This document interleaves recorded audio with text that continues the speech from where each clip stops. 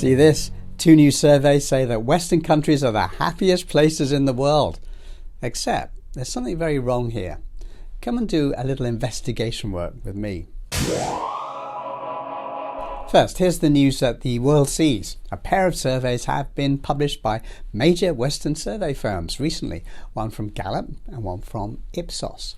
Both indicate that Westerners are the world's happiest people, unlike the poor schmucks who live in the rest of the world. In this poll by Gallup, China is way down the list. Poor us. In this poll by Ipsos, they just print 30 countries and China's not present at all.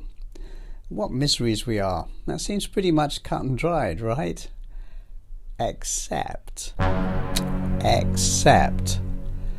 I remembered that I'd read these same 2 surveys last year this time. The Gallup one is pretty much the same every year. Western countries are always at the top.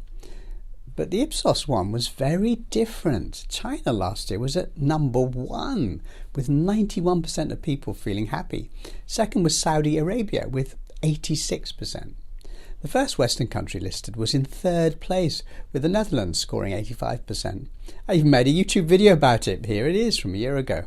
Chinese people are the happiest in the world, says a new study. And for the first time in the 12 years of this survey, residents of middle-income countries such as China, Indonesia, Malaysia, India and Brazil were happier than those in rich countries such as the United States, the United Kingdom, Australia and the European nations.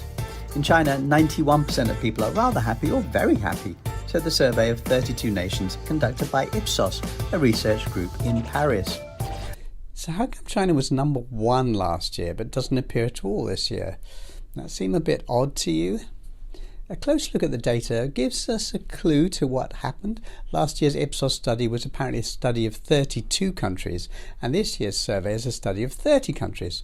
So the 2 winners, China and Saudi Arabia, have been quietly removed. By removing these top 2 countries, the pollster ensures that a Western country is at number 1. Ipsos has come into line with Gallup and with the West is best message. What excuse does Ipsos give for removing the 2 winners? I saw none in the text.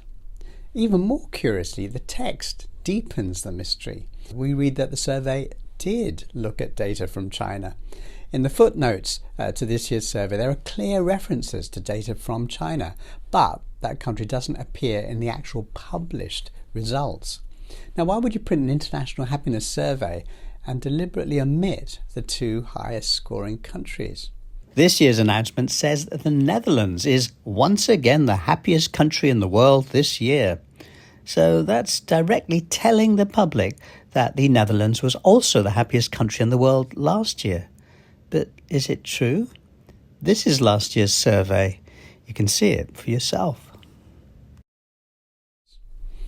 Bit strange, no? I contacted Ipsos for an explanation, but they didn't reply.